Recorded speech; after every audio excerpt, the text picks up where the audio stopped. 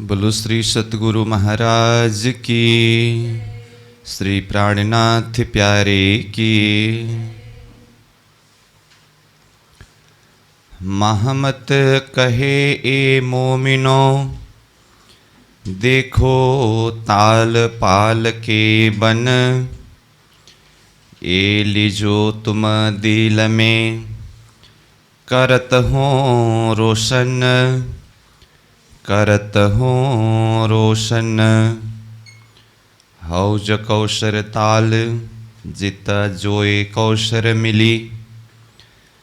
अब कहूँ मैं ताल की, अंदर आए सको सो आओ।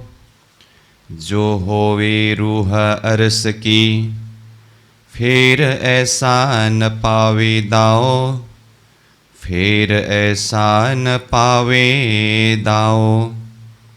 अब कहूँ मैं ताल की।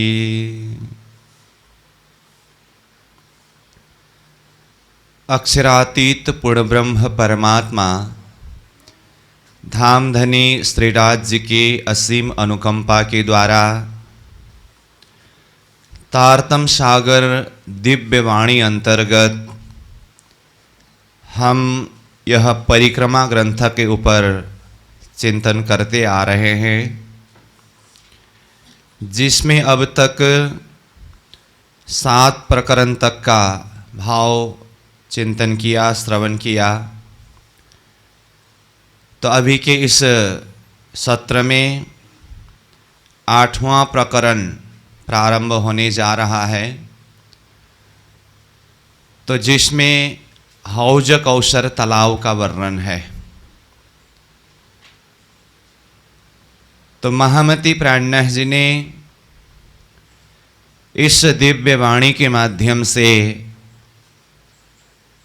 भिन्न भिन्न पक्ष का बहुत सूक्ष्म हिसाब से, विस्तार से, भावपूर्ण ढंग से चिंतन कराया है, वर्णन किया है। तो प्राणनाथ जी के वाणी के माध्यम से हम भी इस परम धाम का चिंतन कर रहे हैं, अपनी चित्त वृत्ति को परम धाम की तरफ 25 पक्ष के सुख में केंद्रित करने का प्रयास कर रहे हैं। तो आइए आज का प्रसंग, जो यह हौज कौशर का प्रसंग है, महामती प्राणनाथ जी चौपाई को प्रारंभ करते हैं। अब कहूँ मैं ताल की, अंदर आए सको सो आओ। जो होवे रूह अरस की, फिर ऐसा न पावे दाओ। इस तरह से अब कहूँ मैं ताल की। अब मैं ताल यानी कि हौज कौशर ताल के विषय में बताने जा रहा हूँ। इस तरह से विषय प्रारंभ करते हैं। तो प्राणनाथ जी की चौपाई के आधार पर तो हम चिंतन करेंगे ही, उससे पूर्व एक झलक हौज कौशर की शोभा को जैसे हम चर्चनी के माध्यम से अध्ययन किए हैं, उसको एक बार पुनः चिंतन करें। फिर उसी के साथ साथ में ये वाणी के एक एक चौपाई के माध्यम से उस रस में हम डूबेंगे, उसका चिंतन करेंगे। तो हौज कौशर के संदर्भ में 25 पक्ष परम धाम का मध्य में जो रंग महल स्थित है, रंग महल के दक्षिण दिशा में 4.5 लाख कोस की दूरी पर यह हौज कौशर तालाब शोभायमान है। हौज कौशर की चारों तरफ की शोभा को देखें तो ये प्रकरण जो प्रारंभ हो रहा है, 8वां प्रकरण, इससे पूर्व जो 7वें प्रकरण वर्णन हुआ, उसमें विशेष करके कुंज निकुंज वन का वर्णन हुआ।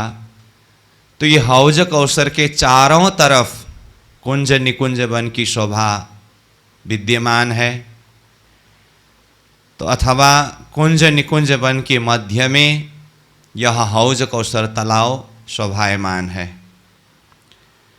जिसके लंबाई चौड़ाई 21,333 मंदिर की लंबाई चौड़ाई में यह हौज कौसर तालाब सुशोभित है, जिसकी गिर्द 64,000 का है और पहल में यह 128 पहल में सुशोभित है। प्रत्येक एक पहल 500-500 मंदिर का है। इस तरह से कुल 128 पहल हुए। हौज कौसर की शोभा का वर्णन महामती प्राणदास जी ने हो या उसी के आधार पर वृत्तिकार अथवा चरचनी में पश्चिम दिशा झुंड के घाट के नीचे से वर्णन प्रारंभ होता है। ये हौज कौसर में पुखराज जी से जो बंदिश का रोष प्रकट हुआ अथवा प्रारंभ हुआ, पुखराज में भी पश्चिम की घाटी से जो प्रारंभ होकर के दोनों तरफ से होते हुए जमुना जी के दोनों तरफ, रंगमहल के पूर्व के तरफ देखे तो अक्षरधाम परमधाम दोनों तरफ से होते हुए गया हुआ यह बंदिश का रोष ही हौज कौसर की पूर्व दिशा में पहुंचने के बाद यह दोनों तरफ से फैल करके विस्तार होकर के फिर पश्चिम में जा कर के झुंड के घाट के नीचे एक आपस में मिलन हुआ है। बंदिश के रोष से भीतर तरफ जो पाल का रोष और पाल जो 250 मंदिर में शोभायमान है, वही हौज कौसर के पूर्व किनार में पहुंचने के बाद पाल का रोष और पाल दोनों ने आपस में मिलन करके ये भी दोनों तरफ से विस्तार होकर के फैल करके हौज कौसर को चारों तरफ से आवृत करके पश्चिम दिशा में झुंड के घाट के नीचे जाकर यह दोनों तरफ का पाल रोष और पाल दोनों ने मिलन किया हुआ जगह मिलाप हुआ, तो उसको हौज कौसर में ढलकती पाल के नाम से वर्णन हुआ है। फिर यहाँ से भी अंदर देखें तो जैसे बंदिश के रोष से भीतर पाल का रोष, फिर पाल, उससे भी अंदर जमुना जी के किनार में जल का रोष है। यह जल का रोष भी हौज कौसर के पूर्व किनार में पहुंचने के बाद ये भी दोनों तरफ से विस्तार होकर के पश्चिम में जा कर के दोनों तरफ की रोष का किनार आपस में मिला, जिसका चौड़ाई 250 मंदिर का है। इस रोष के ऊपर जो संक्रमणिक सीढ़ी हौज कौसर के प्रसंग में आता है ढलकती पाल से भीतर, तो ये संक्रमणिक सीढ़ी यही जल रोष के जो यहाँ रोष घूम करके विस्तार होकर के पश्चिम तरफ जाकर मिला है, उसी रोष के ऊपर यह संक्रमणिक सीढ़ी है।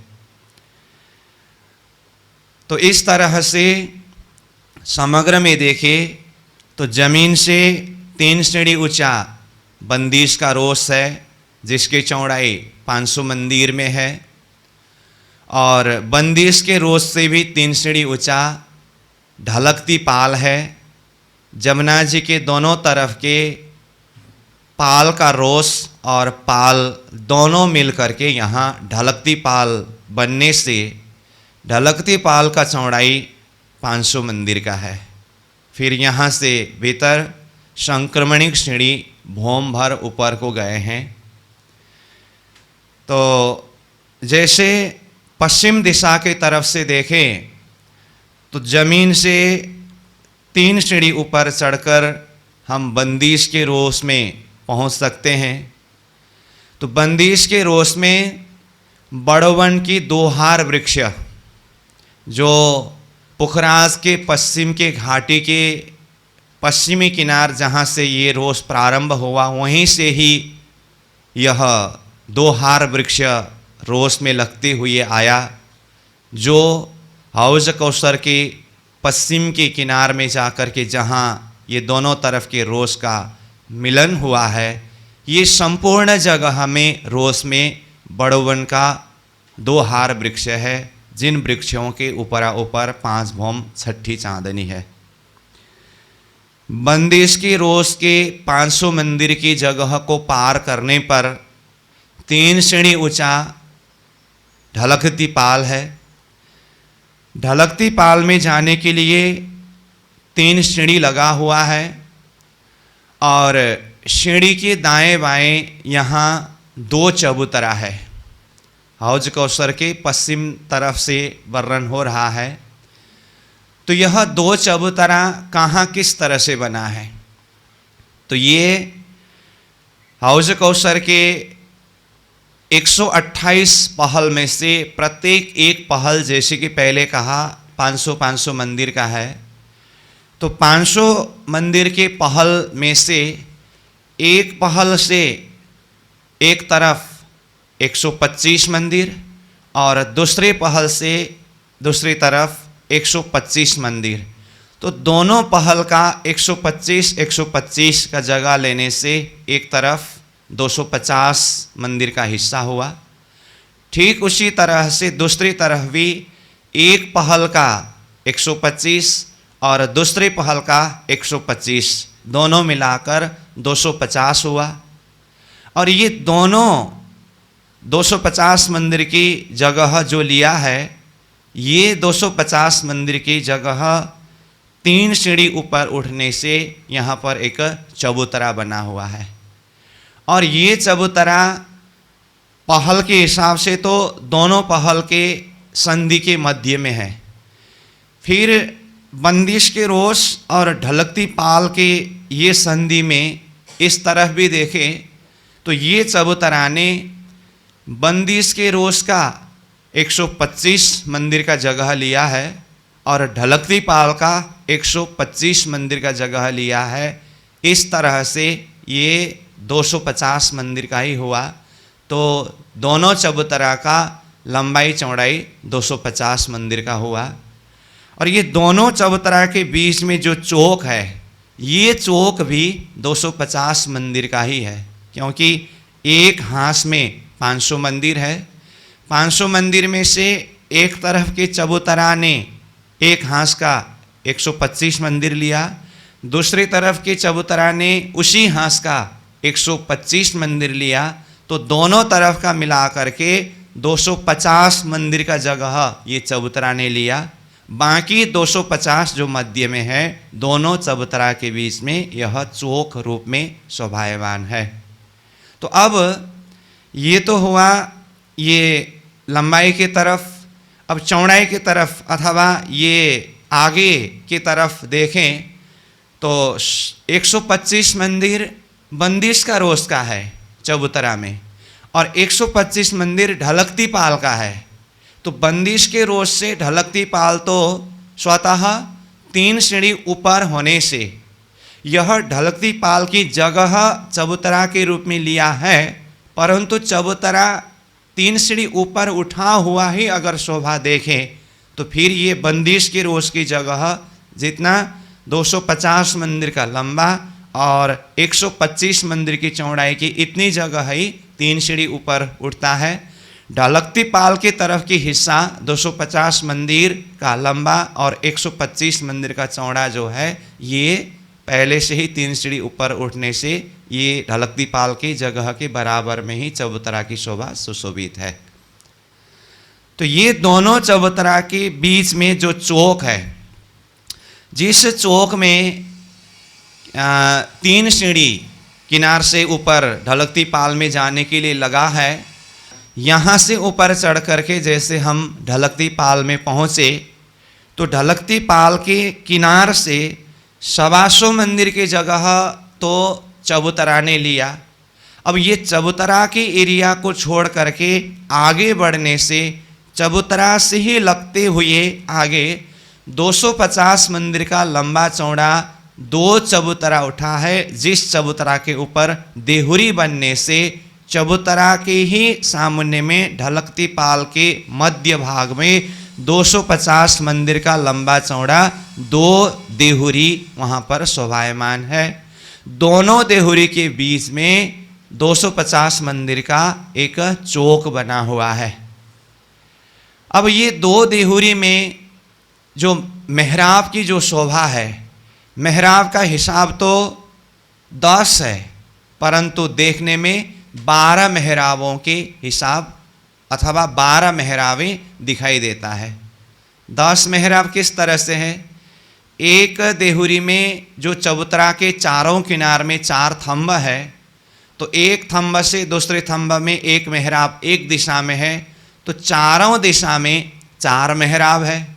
तो दोनों चबूतरा का मिलाकर के 8 मेहराब हुए, और दोनों चबूतरा के जो भीतरी तरफ के किनार में जो थंब है, एक चबूतरा के थंब से दूसरी चबूतरा के थंब में दोनों किनार में 2 मेहराब आने से कुल मेहराब 10 है। परंतु मध्य चौक में बैठ कर के देखते समय चबूतरा के जो दोनों तरफ किनार के मेहराब भी दिखाई देता है। तो ये दोबारा दिखाई देने के कारण देखने के लिए यहाँ 12 मेहराब दिखाई देता है। तो ये हुआ ढलकती पाल में 2 देहुरी की शोभा। ये देहुरी ही मानव की हौज कौसर में प्रवेश करने के लिए प्रवेश द्वार की तरह शोभायमान है, क्योंकि देहुरी में जो बड़े मेहराब लगे हुए हैं, तो ये मेहराब के भीतर से अंदर से प्रवेश करके जाने का होता है। तो इसीलिए ये देहुरी ही एक बृहद द्वार की तरह शोभायमान है। तो ये देहुरी के एरिया को पार करके फिर 125 मंदिर ढलकती पाल की जगह को पार करें तो संक्रमणिक श्रेणी में पहुंच सकते हैं। तो इस तरह से ये 500 मंदिर की चौड़ाई जो ढलकती पाल का है, उसके मध्य भाग में 250 मंदिर में तो देहुरी है, और बाहर की तरफ 125 मंदिर चबूतरा ने लिया है। भीतरी तरफ 125 मंदिर की जगह को पार करने से सामान्य में संक्रमणिक श्रेणी है। तो अब संक्रमणिक श्रेणी से भौम भर ऊपर चढ़े। संक्रमणिक श्रेणी का मतलब ये चारों तरफ फिरता हुआ ऐसे फिरती श्रेणी है। तो इस श्रेणी के द्वारा जैसे हम भौम भर ऊपर चढ़े तो चौरस पाल में हम पहुंचते हैं। अब ऊपर चौरस पाल जो चारों तरफ फैल करके विद्यमान है, और इस चौरस पाल की जो चौड़ाई है वो 1000 मंदिर में है। तो सर्वप्रथम यह चौरस पाल को 4 हिस्सा में विभाजन करके वर्णन किया है। तो 1000 मंदिर की चौड़ाई के चौरस पाल को 4 भाग में अथवा 4 हिस्सा में विभाजन करने से एक हिस्सा 250 मंदिर का होता है। तो इसी तरह से चारों हिस्सा 250, 250, 250, 250 मंदिर का है। इन 4 हिस्सा में से प्रथम हिस्सा में घाट है। अब घाट कहने से हौज कौसर तालाब में 4 दिशा में 4 घाट है। जैसे पश्चिम तरफ झुंड का घाट है, उत्तर दिशा के तरफ नवदेहुरी का घाट है, पूर्व दिशा के तरफ 16 देहुरी का घाट है, और दक्षिण दिशा के तरफ 13 देहुरी का घाट है। इस तरह से चारों दिशा में 4 घाट शोभायमान है। घाट के एरिया से और भीतर जाए तो चौरस पाल के दूसरा हिस्सा में 250 मंदिर की जगह में फिरता पड़साल शोभायमान है। तो दूसरा हिस्सा 250 जो है ये पड़साल का हिस्सा होगा। पड़साल से भी और भीतर जाए चौरस पाल की तीसरी हिस्सा, यह तीसरे हिस्सा में सीढ़ी अथवा बड़ी देहुरी है। 3 दिशा से, 3 दिशा मतलब पश्चिम में जहाँ झुंड का घाट है उसके सामने से, और उत्तर में नवदेहुरी का घाट है उसके सामने से, और दक्षिण में 13 देहुरी का घाट है उसके सामने से। यह तीसरी हिस्सा जो है यहाँ से भौम भर नीचे सीढ़ी उतरी है तीनों जगह से।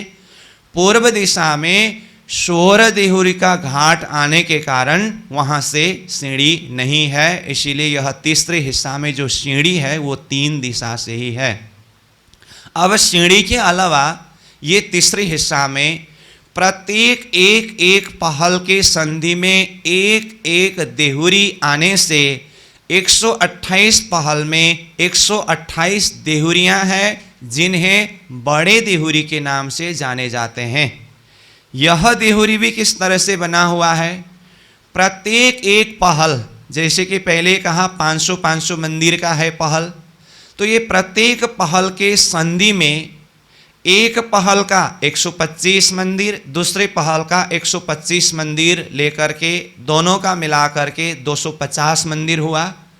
और तीसरे हिस्सा चौरसपाल का जो अपना 250 मंदिर का चौड़ाई तो है ही, तो इस तरह से ये 250 मंदिर का लंबा चौड़ा जो जगह है प्रत्येक हांस के संधि में, तो एक एक संधि में एक एक देहुरी बने हैं।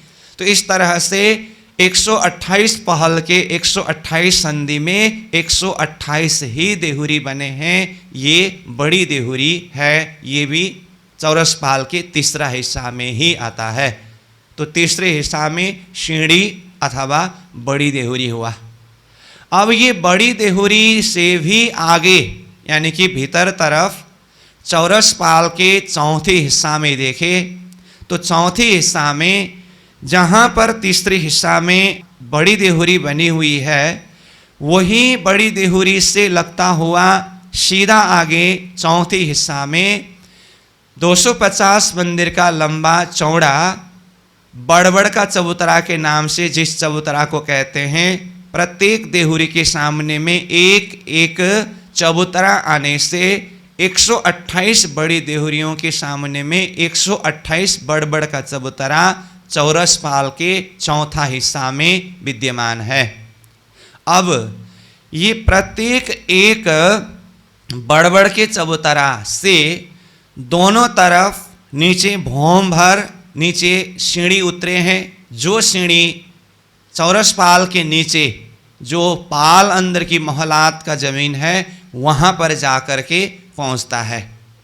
अब ये दोनों तरफ उतरे हुए सीढ़ी में से एक तरफ की सीढ़ी को चिंतन करें तो दोनों तरफ वैसा ही है। तो चबूतरा जो 250 मंदिर का है चौड़ाई की तरफ के हिस्सा में, उसमें से मध्य में 125 मंदिर की जगह को लेकर के, मतलब 125 मंदिर मध्य का लिया तो दाएं बाएं किनार में 62.5 मंदिर की जगह को छोड़ करके 125 मंदिर की चौड़ाई की जगह को लेकर के ये सीढ़ी भौम भर नीचे उतरा है। और ऐसे सीढ़ी उतरते समय इसने जो सीढ़ी के जो हिस्सा है नीचे भौम भर नीचे उतरते समय ये हिस्सा भी 62.5 मंदिर का ही हिस्सा अथवा जगह को लिया है। तो जैसे देखिए एक तरफ का ये बड़बड़ का चबूतरा हुआ, तो इसके बीच से यहाँ से 125 मंदिर की चौड़ाई सीढ़ी ने लेकर के ये भौम भर नीचे उतरा। इसी तरह से यहाँ दूसरी तरफ भी बड़बड़ का चबूतरा है, तो ये दूसरी तरफ से भी यहाँ से 125 मंदिर की जगह लेकर के नीचे भौम भर सीढ़ी उतरा। तो दोनों तरफ से उतरे हुए जो सीढ़ी है भौम भर नीचे जाने पर एक आपस में आमने सामने होता है। तो ये दोनों तरफ की सीढ़ी ने भी 62.5 मंदिर की जगह लेने से ये दोनों सीढ़ी के बीच के जो संधि अथवा ये चौक है, ये चौक 125 मंदिर का लंबा चौड़ा चौक बन जाता है, जो नीचे पाल अंदर की मोहलात की ज़मीन में है। तो ये जो चौक बना हुआ है, अब इस चौक में चारों कोण में 4 थंब लगता है और ये थंब भौम भर ऊपर आकर के फिर इसके ऊपर छत पड़ते हैं, जो छत चौरसपाल के बराबर में ही आकर के एक रूप में मिलन होता है। अब इस छत के ऊपर फिर चौरसपाल में ही अथवा चौरसपाल के ऊपर वहाँ पर देहुरी बनते हैं।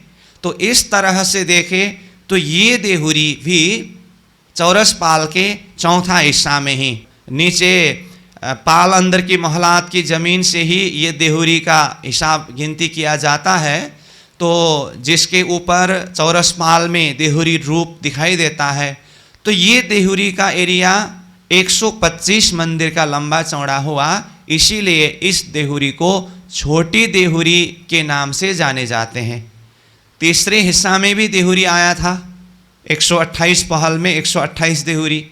तो ये 250 मंदिर का लंबा चौड़ा होने से जिसे बड़ी देहुरी के नाम से कहा गया है, और ये चौथा हिस्सा में जो देहुरी आया है ये 125 मंदिर का लंबा चौड़ा होने से इसे छोटी देहुरी के नाम से जाने जाते हैं। तो ऐसे छोटी देहुरियों की संख्या कितने हैं? 124 है, क्योंकि प्रत्येक बड़बड़ के चबूतरा से दोनों तरफ सीढ़ी उतरे हैं, और दोनों तरफ से आया हुआ सीढ़ी के द्वारा नीचे जहाँ जहाँ चौक बना हुआ है वहाँ से चारों कोण में थंब लग करके भोंबर ऊपर आकर उसके ऊपर देहुरी बने हैं। तो इस तरह से होना चाहिए था। तो ये छोटी देहुरी भी 128 ही, परंतु 3 घाट के सामने, 3 घाट मतलब झुंड का घाट, 9 देहुरी का घाट और 13 देहुरी के घाट के सामने से तीसरे हिस्सा से जो भोंबर नीचे सीढ़ी उतरे हैं, तो ये सीढ़ी के कारण 3 दिशा में, और चौथी दिशा यानी कि पूर्व दिशा में 16 देहुरी के घाट के कारण वो 4 जगह में ये छोटी देहुरी नहीं बनी है। इसीलिए 128 देहुरी की जगह में 4 देहुरी कम होने से छोटी देहुरियों की संख्या 124 ही है। तो इस तरह से ये चौथी हिस्सा में देखें तो बड़बड़ का चबूतरा और छोटी देहुरियों की शोभा शोभायमान है। तो ये समग्र रूप में चौरस पाल के 1000 मंदिर में 4 हिस्सा करके चारों हिस्सा में एक झलक शोभा का वर्णन है। अब उसमें जैसे 4 दिशा में 4 घाट की बात की हम, तो 4 घाट में एक एक घाट कैसा है उसका विस्तार से वर्णन करना बाकी है, परंतु इतना तो समझ में आया कि चौरस पाल के 4 हिस्सा के प्रथम हिस्सा में चारों दिशा में 4 घाट, दूसरे हिस्सा में खुला पड़साल, तीसरे हिस्सा में सीढ़ी अथवा बड़ी देहुरी, चौथे हिस्सा में बड़बड़ का चबूतरा अथवा छोटी देहुरी। ये समग्र रूप में चौरस पाल के ऊपर की शोभा है।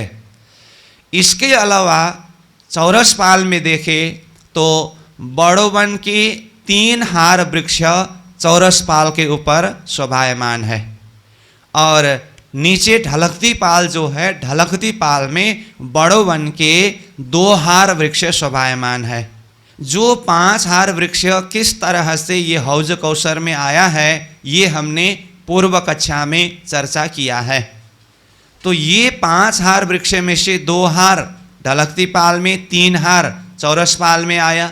बड़ोवन के वृक्ष होने से ढलकती पाल में आया हुआ 2 हार वृक्ष ने अपनी ही जगह से 5 भोम 6 चांदनी तक की ऊंचाई ले गया है, और चौरस पाल में आया हुआ जो 3 हार बड़ोवन के वृक्ष है इसने चौरस पाल के ही हिसाब से अथवा वहीं से ही 5 भोम 6 चांदनी का ऊंचाई ऊपर ले गए हैं। तो ये चारों तरफ से हौज कौशर को इन 5 हार बड़ोवन के वृक्ष ने घेर रखा है। ये शोभा को भी चिंतन करना चाहिए।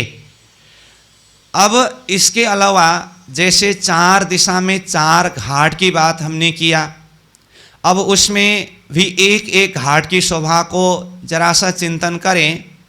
तो जैसे कि पश्चिम दिशा में झुंड का घाट है, तो झुंड का घाट किस तरह से बना है जो चौरस पाल के प्रथम हिस्सा में है।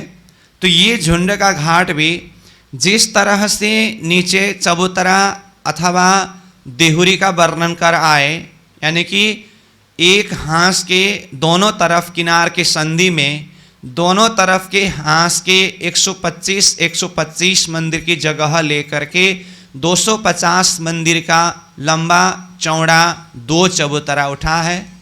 दोनों चबूतरा के मध्य में 250 मंदिर का लंबा चौड़ा चौक बना हुआ है।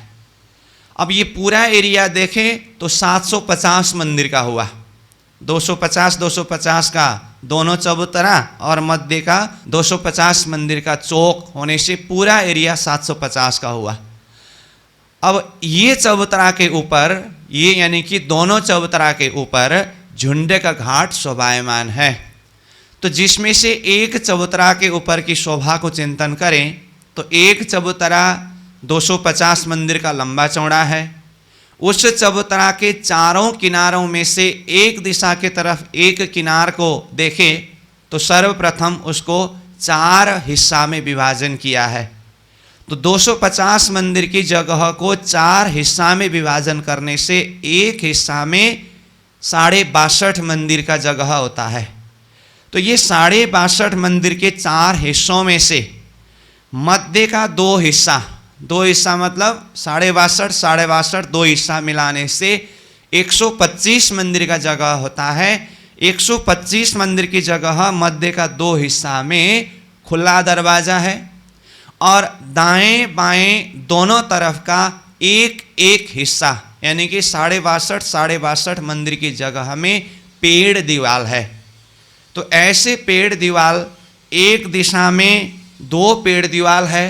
तो एक दिशा में जिस तरह से मध्य में दरवाजा और दाएं बाएं एक एक पेड़ दीवाल है, चबूतरा के चारों दिशा में ऐसे ही शोभा होने से चबूतरा में कुल दरवाजे देखें तो 4 बड़े दरवाजे हैं और प्रत्येक एक दिशा में 2-2 पेड़ दीवाल आने से चारों दिशा का मिला करके एक चबूतरा में 8 पेड़ दीवाल है। और ये दरवाजा की जगह जो है वहाँ पर चारों दिशा में चबूतरा में आने के लिए अथवा चबूतरा से नीचे चौरसपाल की जमीन में उतरने के लिए 3-3 सीढ़ी लगे हुए हैं। और सीढ़ी के दाएं बाएं अथवा दरवाजे के दाएं बाएं जो पेड़ दीवाल कहा गया, यहाँ पर एक पेड़ दीवाल में 3-3 पेड़ लगे हुए हैं। जैसे कि 3 पेड़ एक आपस में मिल करके आने से ये 3 पेड़ का एक दीवाल की तरह शोभा है, इसीलिए इसे पेड़ दीवाल कहते हैं। तो चबूतरा में ऐसे कितने दीवाल है? एक चबूतरा में 8 दीवाल है।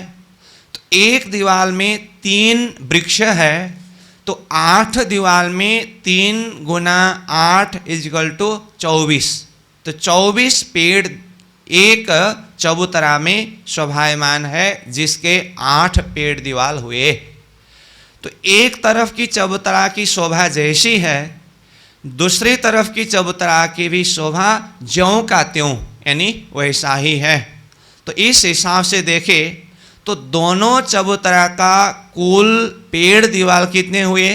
16 पेड़ दीवाल हुए। दरवाज़ा देखें तो 8 दरवाजे हुए। अब ये 16 पेड़ दीवाल में संपूर्ण वृक्षों की संख्या देखें तो जैसे पहले एक चबूतरा में कुल वृक्षों की संख्या 24 कहा गया, तो दूसरे चबूतरा में भी 24 ही होने से कुल वृक्षों की संख्या 48 है। अथवा सीधा हिसाब निकाले तो दोनों चबूतरा के 16 पेड़ दीवाल हुए। प्रत्येक एक पेड़ दीवाल में 3-3 बड़वन के वृक्ष आने से 16 गुना 3 = 48 पेड़ दीवाल ये झुंड के घाट में शोभायमान है। तो ये बड़वन के वृक्ष होने के कारण इन पेड़ का अथवा इन पेड़ रूपी दीवाल का ऊपरा ऊपर 5 भौम छठी चांदनी है।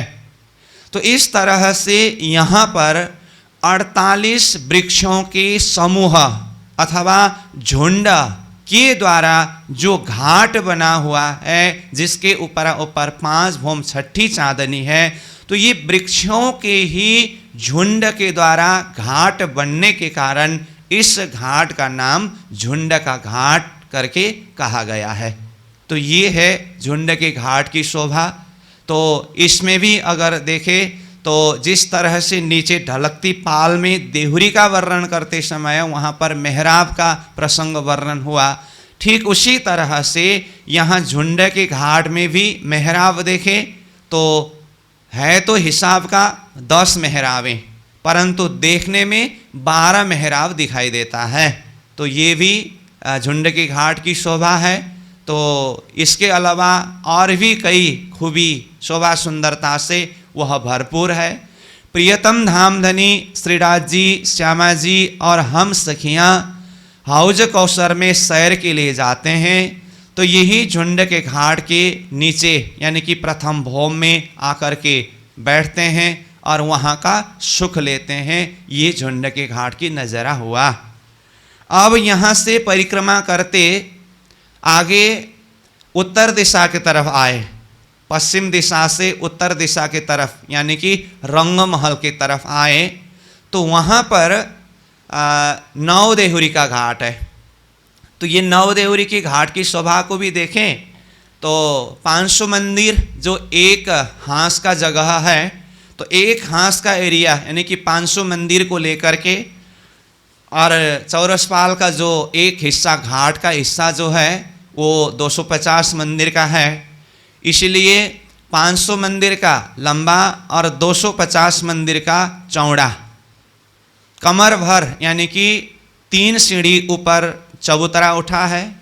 चबूतरा के किनार में 4 की 2 हारें अथवा 2 की 4 हारें अथवा कुल 8 थंब भौम भर ऊपर जाकर जिसके ऊपर छत पटी है।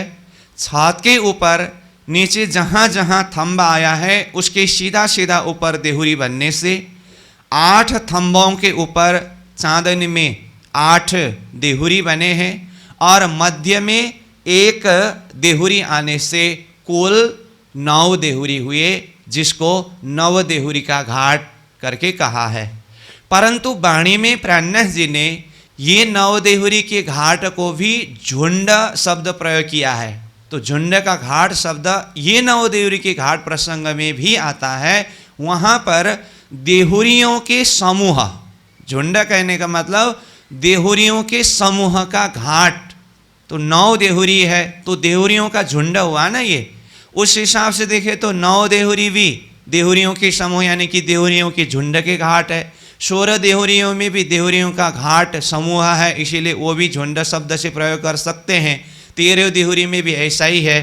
तो ये देहुरियों के समूह होने से ऐसा शब्द प्रयोग किया है। वो तो चौपाई में शब्द आते समय फिर से चिंतन करेंगे, फिर भी एक जानकारी के लिए बता के रखा हूँ। परंतु हौज कौसर में झुंड का घाट कहने से पश्चिम दिशा के घाट को ही मुख्य रूप से समझा जाता है।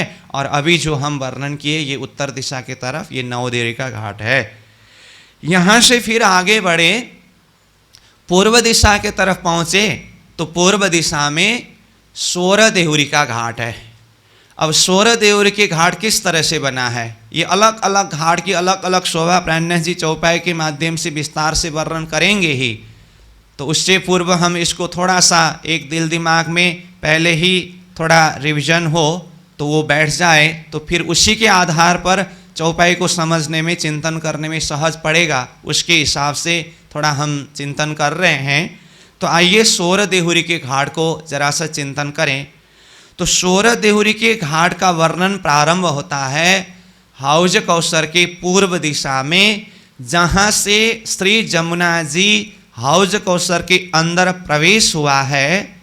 तो वहाँ पर नीचे भौमर नीचे उतर करके जहाँ पाल अंदर की महलात का जमीन है, ऊपर 1000 मंदिर के चौड़ाई में जो चौरस पाल है उसके सीधा नीचे पाल अंदर की महलात का जमीन, वो भी 1000 मंदिर के ही चौड़ाई में है। तो ये पाल अंदर की महलात की जमीन से भी भौम भर नीचे अथवा जमुना जी के अंदर जल अंदर की जमीन तक पहुंचना होगा। जहां पहुंच करके जहां से जमुना जी हौज कौसर के अंदर प्रवेश किया है, तो ये पाल अंदर की महलात के 1000 मंदिर के चौड़ाई के सीधा नीचे 1000 मंदिर का जगह जल अंदर की जमीन में, और जमुना जी की जो चौड़ाई है 500 मंदिर की चौड़ाई, ये चौड़ाई की तरफ 500 मंदिर। तो वहाँ पर देखें तो इसके लिए 1000 मंदिर लंबाई रूप में होता है, जो पाल अंदर की मोहलात का जमीन के सीधा नीचा पाल अंदर की मोहलात की भाषा से कहे तो वो चौड़ाई था, परंतु ये जमुना जी की चौड़ाई के एरिया 500 मंदिर होने से जहाँ पर 16 देउर के घाट के लिए नीचे थंब लगाना है अथवा जहाँ से वर्णन प्रारंभ करना है वो 1000 मंदिर की जगह बड़ा संख्या है और 500 मंदिर की चौड़ाई ये छोटा संख्या है, इसीलिए 1000 मंदिर लंबाई हुआ और 500 मंदिर चौड़ाई हुआ। तो जहाँ पर थंब 9 की 5 हारे अथवा 5 की 9 हारे थंब जल अंदर की जमीन से लगा हुआ है, परंतु मध्य में एक थंब कम होने से 9 की 5 हारे 5 की 9 हारे इस क्रम से तो 9 गुना 5 45 थंब होना चाहिए था, परंतु मध्य में एक थंब न आने से कुल थंब 44 है। यह 44 थंब भौम भर ऊपर आकर पाल अंदर की मोहलात की जमीन से नीचे आकर के इसके ऊपर छत पटी हुई है।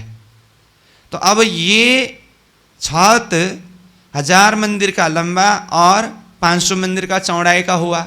ये तो जल के अंदर 9 की 5 हारे थंबों की बात हुई।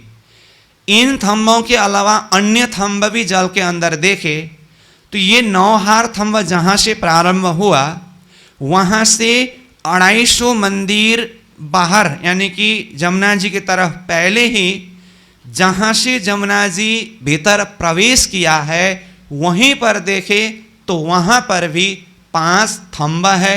5 थंब के बीच में 4 घड़नाले रूप होकर के यह जमुना जी का जल अंदर प्रवेश करता है, परंतु ये 16 देहुरी के घाट के प्रसंग में वर्णन होते समय ये 5 थंब का हिसाब नहीं आता है।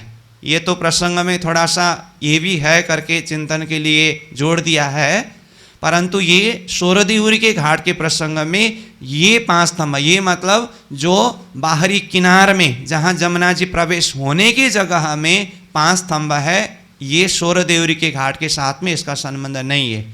ये थंब के हार से 250 मंदिर आगे जाने पर ये 9 की 5 हारे थंब है। इन थंबों में देखे तो प्रत्येक एक आपस में थंब की दूरी 125 मंदिर का है, क्योंकि 500 मंदिर के चौड़ाई में 5 थंब आए हैं तो 5 थंब ने संधि कितना बनाया, 4 संधि बनाया। तो 500 मंदिर को 4 भाग में विभाजन करते समय एक हिस्सा 125 मंदिर का हुआ चौड़ाई की तरफ।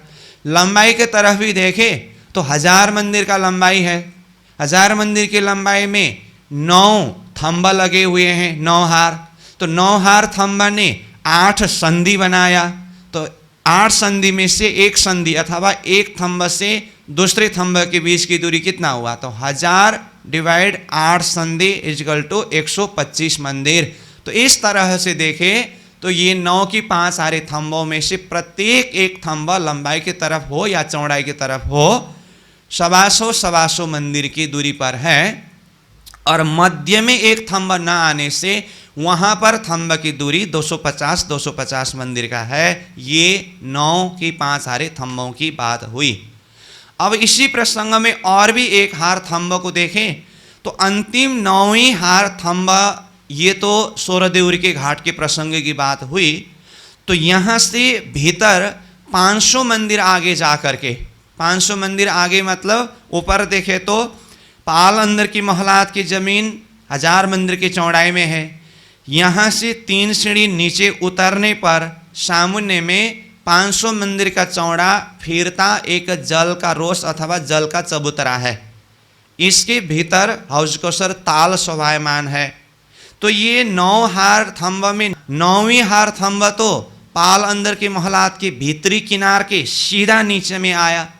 अब उसके अंदर जो 500 मंदिर के चौड़ाई में जल का रोस है, वो जल के रोस के भीतरी किनार के सीधा नीचे जहाँ से अब ताल के रूप में जल प्रकट होना है, वहाँ पर भी 5 थंब आया है, परंतु ये 5 थंब का 16 देहुरी के घाट के साथ में कोई संबंध नहीं है।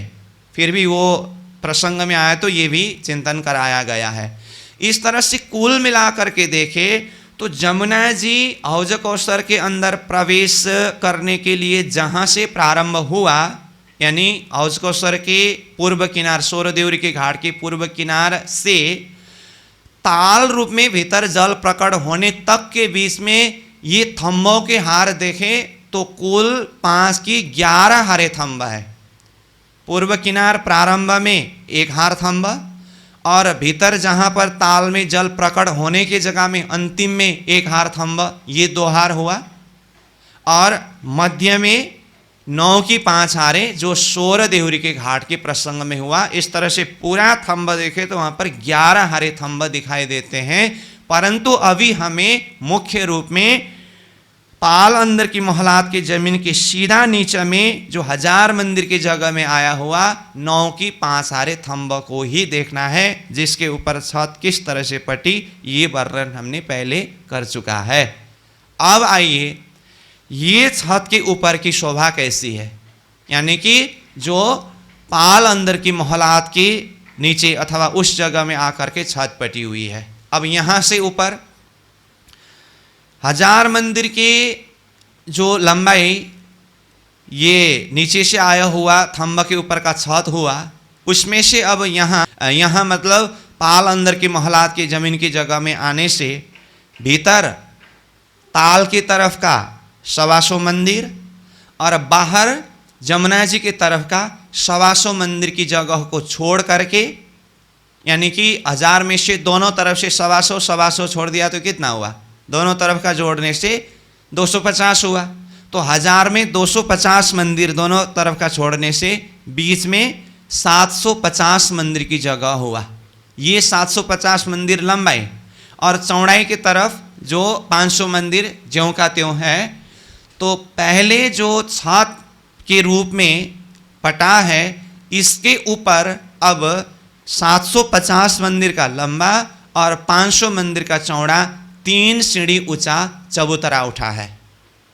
ये चबूतरा का लंबाई चौड़ाई कितना हुआ, 750 मंदिर का लंबा और 500 मंदिर का चौड़ा। अब ये चबूतरा से दोनों तरफ किनार में, दोनों तरफ मतलब ताल की तरफ और जमुना जी की तरफ 125 मंदिर छोड़ दिया जो एक रोस के रूप में रहता है। ये तो हुआ लंबाई की तरफ।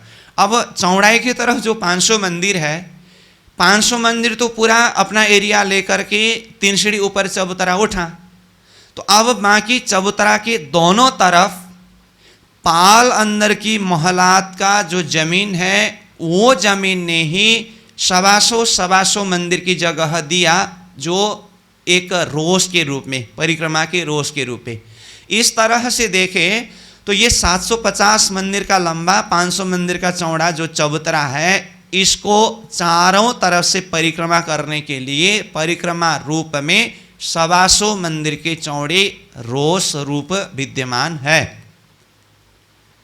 अब ये चबूतरा के ऊपर की शोभा देखे तो यहाँ पर लंबाई की तरफ 7 की, चौड़ाई की तरफ 5 हारे, मतलब 7 की 5 हारे थंब लगे हुए हैं। 7 की 5 हारे थंब का कुल संख्या 7 गुना 5 35 होना चाहिए। परंतु जल अंदर की जमीन से ही थंब लगते समय मध्य में एक थंब न आने से वो छत पड़ते समय भी मध्य में जो 250 मंदिर की जो संधि था वहाँ पर छत नहीं आया है। तो यहाँ एक कुंड रूप बना हुआ है। ये पाल अंदर की महलात की जमीन बराबर से वो मध्य भाग में देखने से 250 मंदिर की लंबाई चौड़ाई का वहाँ एक कुंड दिखाई देता है। तो ये 7 की 5 हारे थंब लगते समय भी मध्य में एक थंब नीचे से ही न आने से अथवा मध्य में एक कुंड होने के कारण यहाँ पर भी एक थंब कम हुआ। तो 7 गुना 5 35 माइनस मध्य का एक थंब, कुल मिलाकर के 34 थंब ही हुए। तो ये 34 थंब भौम भर ऊपर जा करके इसके ऊपर छत पटी है। तो ये छत चौरस पाल के बिल्कुल बराबर में जा करके ये 34 थंबों ने छत का रूप बनाया है। तो ये है सोरदेवरी के घाट के प्रसंग में। अगर जल अंदर की जमीन से ही हिसाब करें तो ये दूसरा भौम हुआ। जल अंदर की जमीन से पाल अंदर की मोहल्लात तक आने में ये एक भौम हुआ। पाल अंदर की मोहल्लात की जमीन से फिर एक भौम ऊपर थंब जा करके चौरस पाल के बराबर तक छत पटी है। अगर जल अंदर की मोहल्लात की जमीन से देखें तो ये दो भौम हुआ। जल अंदर की जो हिसाब को छोड़ दे तो फिर ऊपर से ये एक भौम का हिसाब हुआ। इस तरह से छत को ऊपर चौरस पाल के बराबर तो पहुंचाया। अब उसके ऊपर की शोभा हम चिंतन करेंगे, परंतु उससे पहले यहाँ नीचे पाल अंदर की मोहल्लात की जगह में कुछ शोभा बाकी है, उसको चिंतन करें।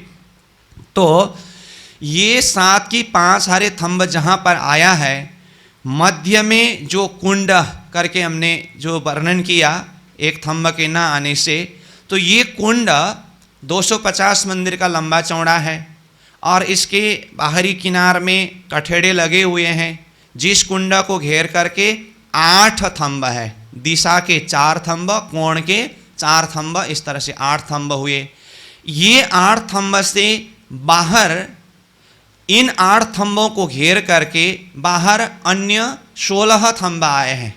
16 थंब मतलब एक दिशा में 3 थंब, तो चारों तरफ के मिलाकर के कितना हुआ 12 थंब, और 4 कोण का मिलाकर के ये 16 थंब, जो कुंड को घेर करके आया हुआ 8 थंब को घेर करके ये 16 थंब है। तो ये 8 थंब और 16 थंब के बीच में ऐसे फिरते एक पड़साल की तरह शोभा है। इसको पड़साल के नाम से ही वर्णन किया है। तो अब ये 16 थंब के बाहर की तरफ जाए तो पूर्व और पश्चिम यानी कि जमुना जी और ताल की तरफ फिर 5-5 थंब, एक एक हार जो शोभायमान है। ये यहाँ की ये पड़साल की शोभा का भी वर्णन किया है।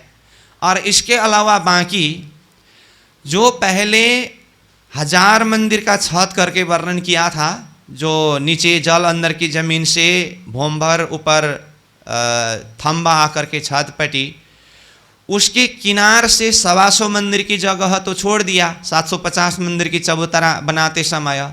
जो 125 मंदिर की जगह को छोड़ दिया है, यानी कि पाल अंदर की मोहल्लात की भीतरी तरफ की किनार के बराबर की जगह, अब वहाँ पर क्या हुआ 500 मंदिर की चौड़ाई की अपने जगह तो है ही।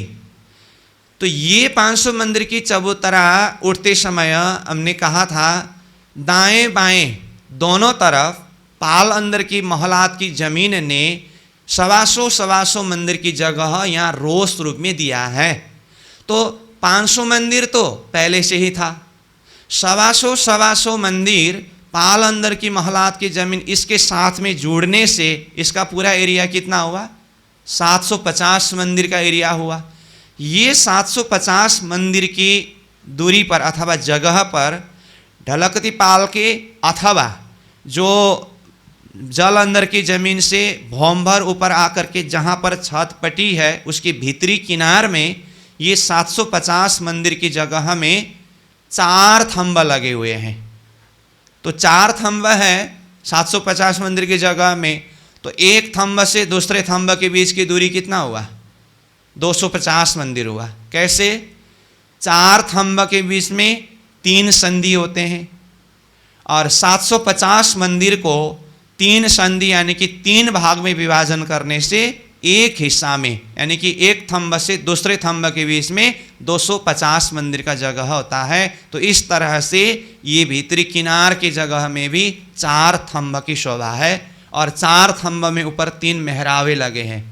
अब चौरस पाल के ऊपर से वर्णन करते समय बाद में आएगा, यही 4 थंब के सीधा ऊपर चौरस पाल की भीतरी तरफ किनार में 3 झरोखा की बात आएगी। तो 3 झरोखा किस अर्थ में 2 थंब के बीच के एक संध जिसके ऊपर जो मेहराब 3 मेहराब लगे हैं इसके ऊपर की बैठक को वहाँ पर ताल की तरफ झरोखा शब्द से वर्णन करेंगे। जैसा झरोखा ताल की तरफ है ऊपर चौरस पाल के पूर्व तरफ किनार में यानी कि जमुना जी की तरफ भी वो झरोखा रूप का वर्णन आएगा।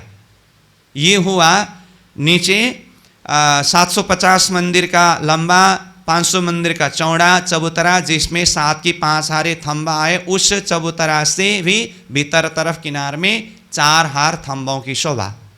अब इसके बाहर यानी कि जमुना जी की तरफ किनार में भी अगर देखें तो ये जो 5 थंबा आए हैं, 5 थंबा में 4 मेहराबे लगे हैं, जो छोटी छोटी मेहराबे हैं।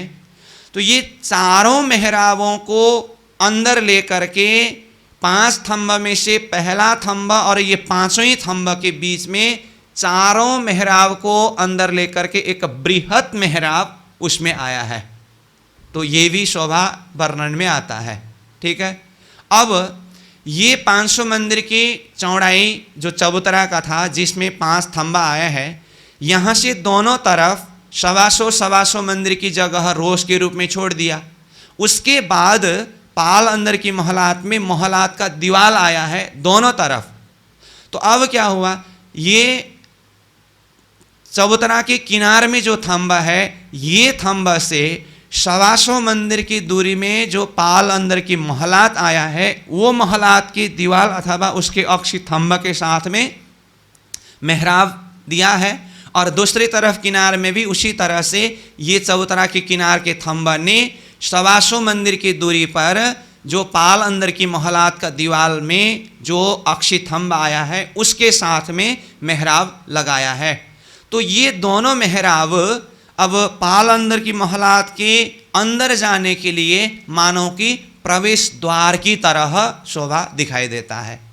तो इस तरह से देखिए पूरा एरिया, तो यहाँ पर कितने मेहराब दिखाई दिया, 5 थंब के बीच में 4 मेहराब, तो चबूतरा के ऊपर आया हुआ शोभा है। और एक मेहराब ने इस तरफ के पाल अंदर की मोहलात के दीवार के अक्षी थंब के साथ में मिलन किया, और एक मेहराब ने इस तरफ के पाल अंदर की मोहलात के दीवार के साथ में अथवा थंब के साथ में मिलन कराया। तो बीच के 4 और दोनों तरफ किनार में 1-1 यानी कि 2 आने से कुल ये पूर्व तरफ किनार में 6 मेहराब, छोटी मेहराबें दिखाई देता है। तो ये भी शोभा दिखाई दिया। और जैसे कि कहा, भीतर की तरफ जाना हो तो ये दोनों तरफ की किनार प्रवेश द्वार की तरह दिखाई देता है।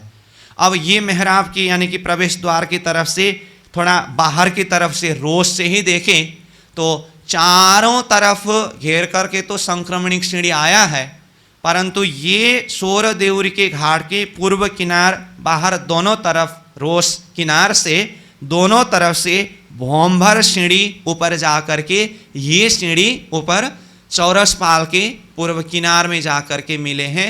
तो ये भी सीढ़ी की शोभा को भी देखना होगा। और भीतर तरफ जाए तो फिर पाल अंदर की मोहलात में यहाँ से जा सकते हैं। तो ये हुआ सोरदेउरी के घाट के ही प्रसंग में ये पाल अंदर की मोहलात की तरफ की ये शोभा। अब चलते हैं, जिस चबूतरा में 7 की 5 हारे 35 में से एक थंब कम करके 34 थंब लगाकर ऊपर चौरस पाल के बराबर में छत पटी थी, उसके ऊपर अब यहाँ एक विशेषता ये है, ये 34 थंब के ऊपर छत पड़ते समय पूरा जगह में छत पटी हुई है। मतलब नीचे 9 की 5 हारे थंबा आकर के छत पड़ते समय मध्य में एक कुंड रूप बना था, जहाँ पर 250 मंदिर की जगह में छत नहीं आया था। लेकिन ये 7 की 5 हारे थंबा आकर के जहाँ चौरस पाल के बराबर में छत पटी है, वहाँ पर पूरा एक समान रूप छत बनी है। इसका अर्थ चौरस पाल की जमीन से देखे तो नीचे का कुंड दिखाई नहीं देता है। अब चलते हैं ऊपर चौरस पाल में। तो चौरस पाल में जो नीचे से आया हुआ थंबा के ऊपर का जो छत है, ये तो 750 मंदिर का लंबा और 500 मंदिर का चौड़ा हुआ। अब उसमें भी 125 मंदिर लंबाई की तरफ की दोनों तरफ का छोड़ करके मध्य में 500 मंदिर का जगह हुआ। अब 750 में दोनों तरफ 125 छोड़ दिया तो 250 छूट गया और 500 मंदिर हुआ। चौड़ाई तो 500 मंदिर है ही। कहने का अर्थ चौरस पाल के मध्य भाग में 500 मंदिर का लंबा चौड़ा 3 सीढ़ी ऊंचा चबूतरा उठा है। अब ये चबूतरा के ऊपर 5 की 5 हारे थंब लगे हैं। क्यों? नीचे 7 की 5 हारे था, उसमें से दोनों तरफ की 125 मंदिर छोड़ने से एक एक हार थंब का जगह तो छूट गया। इसलिए 7 हार में से दोनों तरफ के 2 हार छूट गया तो बाकी रहा 5। इसीलिए 5 लंबाई के तरफ, चौड़ाई के तरफ तो पहले से ही 5 हार था ही, इसलिए 5 की 5 हारे 25 थंब। ये एक भौम ऊपर, एक भौम मतलब चौरस पाल के ऊपर की चबूतरा से एक भौम ऊपर जा करके इसके ऊपर छत पटी है और छत के ऊपर 16 देहुरियाँ बने हैं। देहुरी कहाँ पर बनते हैं?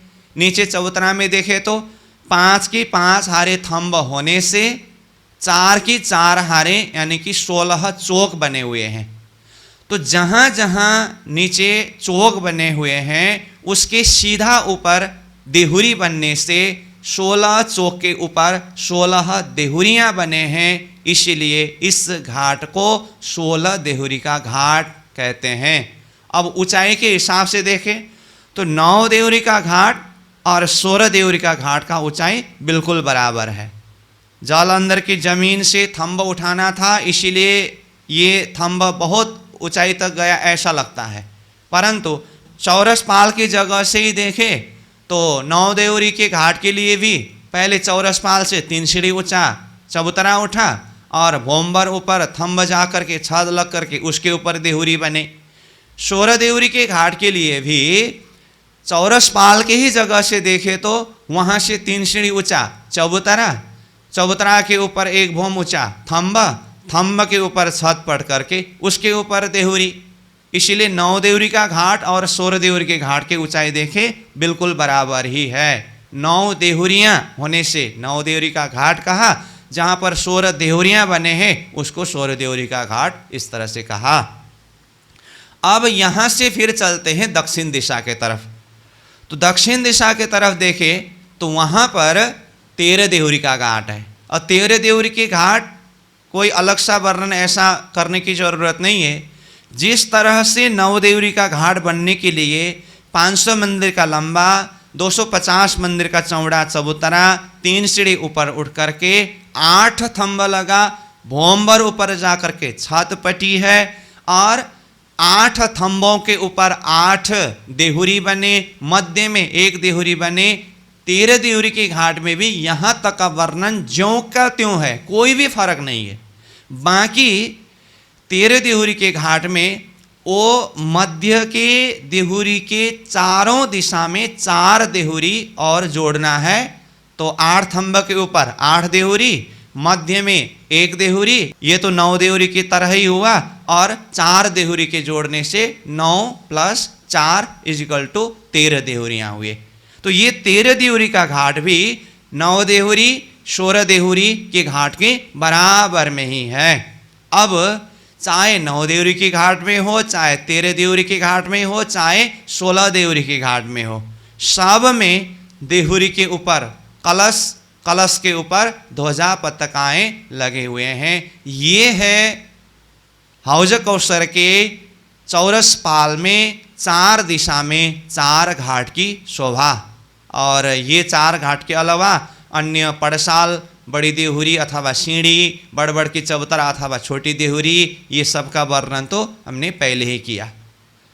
अब उसके बाद ये चौरस पाल से भोंभर नीचे आकर के देखे तो जहाँ पाल अंदर की महलात का जमीन है जो 1000 मंदिर की चौड़ाई में है, ये 1000 मंदिर की चौड़ाई के पाल अंदर की महलात के जगह में संक्रमणिक सीढ़ी के भीतरी तरफ के दीवार की तरफ से देखे तो यहाँ से बाहरी किनार तक आते समय सर्वप्रथम तो इसको समझने के लिए ऐसा करना चाहिए, 1000 मंदिर की चौड़ाई में वो 16 देहुरी के घाट के प्रसंग में अभी 9 थंब की बात की ना, ये 9 थंब ने 8 संधि बनाया था ना, तो ये पाल अंदर की महलात को समझने के लिए ये 8 संधि के द्वारा सहज पड़ेगा।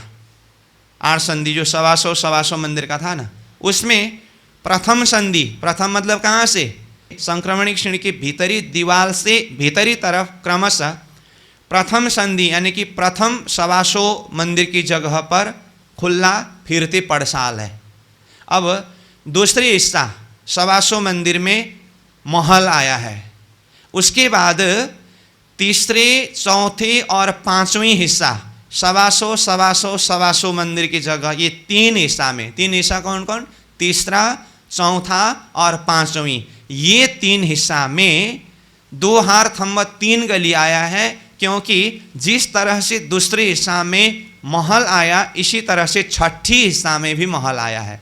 तो दूसरा हिस्सा और छठी हिस्सा में महल आने से मानो कि रंग महल के 2 हार 6000 मंदिर के हार की तरह हुआ। तो वहाँ पर जिस तरह से 2 हार मंदिरों के बीच में 2 हार थंब 3 गलियाँ थे, इसी तरह से यहाँ पर भी 2 हार महलों के बीच में 2 हार थंब 3 गली का है। तो 3 गली का हिस्सा कौन कौन सा हुआ? जैसे कि कहा तीसरे हिस्सा, चौथी हिस्सा और पांचवें हिस्सा, ये 3 गली का हिस्सा हुआ। और छठी में तो दूसरी हार महल का बताया। 7वें हिस्सा और 8वें हिस्सा दोनों मिला करके 125 250 का हुआ ना।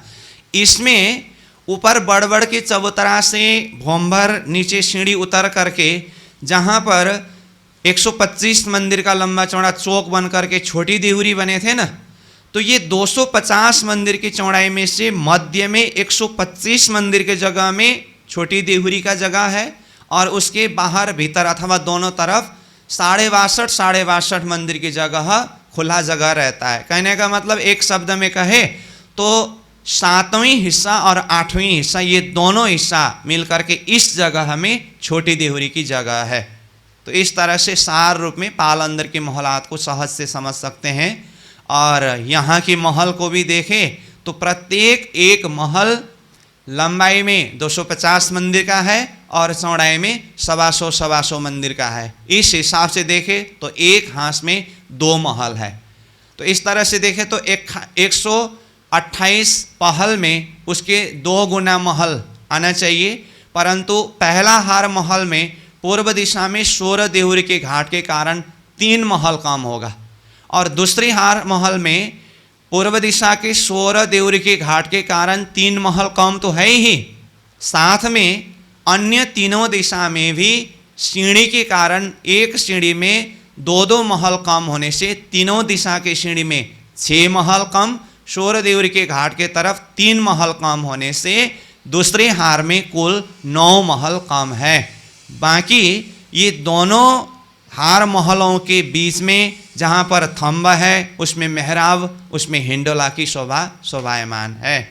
उसके अलावा पहले भी चौपाई में आया है, जो पाल अंदर की महलात की जमीन के बाहरी तरफ किनार अथवा संक्रमणिक श्रेणी की दीवार के भीतरी तरफ से ये पड़साल से परिक्रमा करते समय प्रत्येक हांस में एक एक छोटी दरवाज़ा के रूप में उसके अंदर बड़ा चौक जालीद्वार मार्ग है, जो बाहर ढलकती पाल के बाहरी किनार अथवा ढलकती पाल और बंदिश के रोस के ये संधि में जो 3 सीढ़ी ऊंचा जो ये दीवार है वहाँ पर जा कर के खुली हुई है, जिसको बड़ा चौक अथवा जाली द्वारे इस तरह से कहा है। प्रत्येक एक एक पहल में एक एक ऐसे बड़ा चौक जाली द्वार मार्ग है, इसको भी चिंतन करना चाहिए।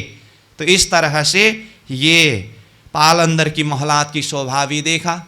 अब यहाँ से भीतर तरफ पाल अंदर की महलात के 1000 मंदिर के चौड़ाई के भीतरी किनार से 3 सीढ़ी नीचे उतरने पर जल का रोष जो 500 मंदिर के चौड़ाई में फिरा हुआ है वहाँ पर पहुँचेंगे, जिसके भीतरी तरफ किनार में कठेड़ा लगा हुआ है। वहाँ से भी भीतर देखें तो हौज कोसर तालाब बहुत विस्तार रूप से शोभायमान है। अब ये तालाब के भी मध्य भाग में टापू महल की शोभा शोभायमान है। जो टापू महल तालाब के जल से 3 सीढ़ी ऊंचा चबूतरा के ऊपर यह टापू महल शोभायमान है, जो 6000 मंदिर का लंबा चौड़ा, 18000 मंदिर का गिर्द और 64 पहल में युक्त है। यहाँ के 4 दिशा के 4 पहल जहाँ पर 4 दरवाजे बड़े दरवाजे बने हैं वह पहल बड़ा है, अन्य 60 पहल दरवाज़ा के पहल से छोटा है। तो ये 64 पहल है। प्रत्येक पहल के संधि में गुर्ज आने से ये गुर्ज की शोभा भी वहाँ पर शोभायमान है।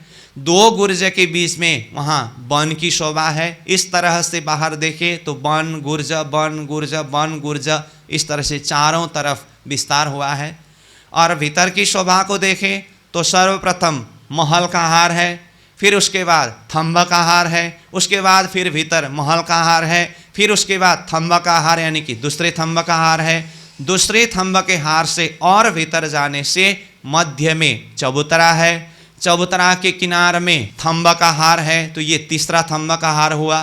फिर चबूतरा के ऊपर की शोभा देखे तो जहाँ पर खुला बैठक है और उसके भीतर मध्य में बगीचा है, बगीचा से भी भीतर जाए तो मध्य में जल का कुंड है। तो इस तरह से ये टापू महल की एक भौम की शोभा हुई। ऐसे ही ऊपरा ऊपर टापू महल 3 भौम चौथी चांदनी के रूप में विद्यमान है। और ऊपर चांदनी में जाकर के देखें तो मध्य में कमर भर ऊंचा चबूतरा है जिसमें सिंहासन है और चारों तरफ बगीचों की शोभा है और किनार में 60 गुर्ज का वर्णन है जो नीचे से ही आया। तो 60 गुर्ज के ऊपर चांदनी में अलग अलग गुर्जों में चांदनी में अलग अलग बैठक है। तो जहाँ पर एक गुर्ज के चांदनी के एक एक बैठक में 200-200 सखियाँ मिल करके बैठते हैं। तो 60 ही गुर्ज की चांदनी में सब तरफ सखियाँ भर करके बैठ जाएं तो एक गुर्ज की चांदनी में 200 सखी गुना 60 गुर्ज की चांदनी इजकल टू 12,000 सखियों के लिए ऐसी बैठक की शोभा वहाँ पर वर्णन होता है। तो ये हौज कौसर तालाब में अथवा हौज कौसर के टापू में मतलब जो भी हमने समग्र रूप में वर्णन किया, यहाँ पर विशेष करके प्रियतम धामधनी श्रीराज जी श्यामा जी हम सखियों को लेकर के शुक्ल पक्ष के 14 यानी कि चतुर्दशी तिथि के दिन शहर के लिए इस स्थान में आते हैं और यहाँ के भिन्न भिन्न स्थान में भिन्न भिन्न प्रकार की सुख आनंद को अनुभव करते हैं और कराते हैं। ये सार रूप में समग्र में हौज कौसर तालाब का एक झलक वर्णन हुआ। तो अभी के सारा कक्षा समय तो हौज कौसर का वर्णन प्रसंग में ही पूरा हुआ, परंतु इसको एक बार ज़रूरत है इतना एक बार दोहराने के बाद फिर चौपाई में उसी के हिसाब से समझने में सहज होगा। परंतु एक बात फिर भी मैं ज़रूर कहूँगा कि आपको ये महसूस हो सकता है कि ये सारी चीज़ शब्द के द्वारा समझने में अगर कठिन हुआ हो तो यही समझना चाहिए कि चर्चनी और अच्छी से मेहनत करनी चाहिए। चर्चनी के समय में ही मैं जब कभी भी कहा करता हूँ, शुरुआती प्रसंग में नक्शा बना बना करके फिर उसको भाषा से समझा करके फिर वृत्ति के शब्द के साथ में पाठ के जो नक्शा एक एक दिखा करके उस हिसाब से एक आकार एक फिगर कंसेप्ट बिठाने के लिए उसी तरह से मेहनत करना होगा। लेकिन परिक्रमा ग्रंथ को सामने में लेकर के बैठने का अर्थ है चर्चनी में इतनी मजबूती होनी चाहिए, एक एक शब्द के द्वारा वो आकार दिल दिमाग में उतरना चाहिए। उसके लिए शब्द के द्वारा प्रयास किया गया है। अगर इतना करने पर भी कंसेप्ट क्लियर नहीं हो रहा है तो फिर अब पहले का चर्चनी रिवीजन करना चाहिए। तो ये शब्द के द्वारा अगर समझने में सहज पड़ा हो तो चौपाई बिल्कुल सहजता के साथ में समझ सकते हैं। तो चौपाई में तो अब ये अलग अलग विषय शीर्षक के द्वारा ये प्रसंग वर्णन होगा ही। तो एक झलक हौज कौसर का नमूना चिंतन किया गया। तो अब अभी का तो समय पूरा हुआ, पहला एक चौपाई को ही दोहरा करके विश्राम करना होगा। फिर अगले बैठक में इसी के आधार पर अब ये चौपाई को समझने में चिंतन करने में सहज होगा। चौपाई के साथ में हम आगे बढ़ेंगे। तो ये पहला चौपाई को मैंने थोड़ा सा ही शुरू ही किया हो, बाकी इसको अगली कक्षा में ही खुलासा करेंगे। तो चौपाई दोहरा करके अभी विश्राम करते हैं। अब कहूँ मैं ताल की अंदर आए सको सो आओ, जो होवे रूह अरस की फिर ऐसा न पावे दाओ, फिर ऐसा न पावे दाओ। बोलो श्री प्राणनाथ प्यारे की प्रणाम।